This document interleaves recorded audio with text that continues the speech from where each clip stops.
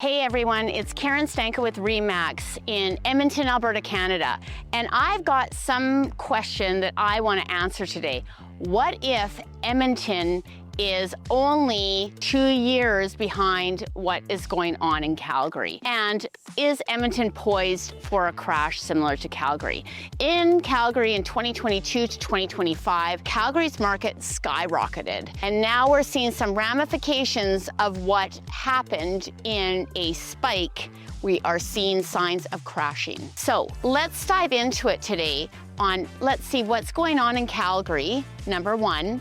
Let's see how Edmonton and Calgary are eerily similar, and let's see whether buyers should be panicking in the Edmonton market or whether Edmonton has some staying power that Calgary doesn't. Let the Battle of Alberta begin. So let's first talk about what happened in Calgary. So from 2022 to 2025, the mood really changed in Calgary. Calgary became one of the hottest markets in Canada. Oil prices stabilized, migration increased, people fled Toronto for the affordable prices in Calgary, and Calgary boomed. Now, what is going on in 2026 now? Is Calgary really crashing, or is it just normalizing? Calgary is becoming a little bit more stable. It has depreciated in price around 10% in the last 6 to 8 months. Now, how high did it go to begin with? And how low is 10% and how low is it going to go? Now, I believe that Calgary is going to stabilize. Yes, it did spike up quite significantly, but 10% drop versus whatever it was, the 30% increase is not that significant.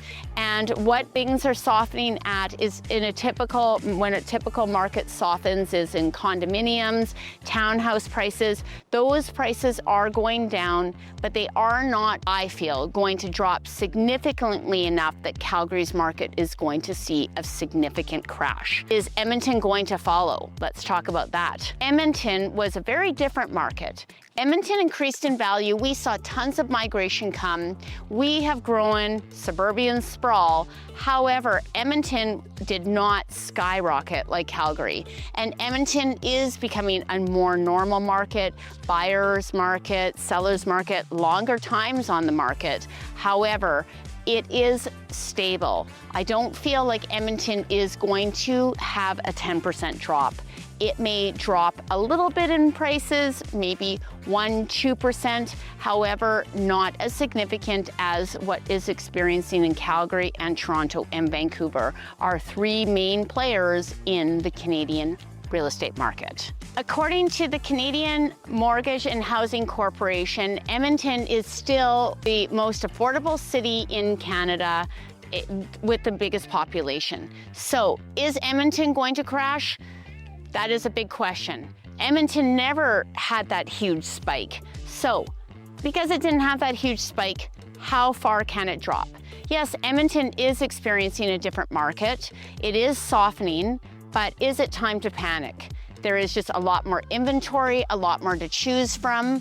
However, it has been typically a stable market for many years, and I feel, and so do many of the big media outlets, feel that Edmonton will remain stable versus the Calgary and Vancouver and Toronto market. But of course, in any market, there are real risks that I can see in the Edmonton market. Condo prices are continuing to fall slightly. The inventory is going up, and also the rental inventory is going up. These are signs that Edmonton is slowing.